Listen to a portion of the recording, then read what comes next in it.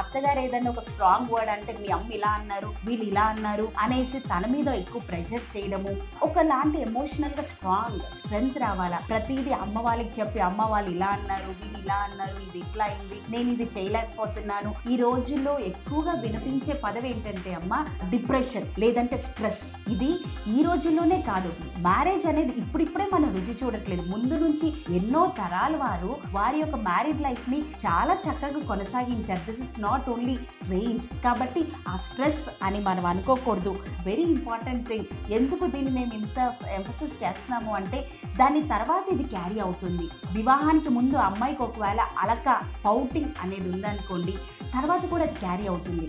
పౌటింగ్ అలా అమ్మాయి అలిగి ఒకరోజు అన్నం తినకపోతే తల్లిదండ్రులు బుజ్జగిస్తారు, లేదా హాస్టల్లో ఉంటే రూమ్మేట్స్ బ్రతిమలాడతారు. వివాహం అయిన తర్వాత కూడా అలానే ఉంటే కొంచెం సేపు వరకు భర్తకి అది రొమాంటిక్గా ఉండొచ్చేమో,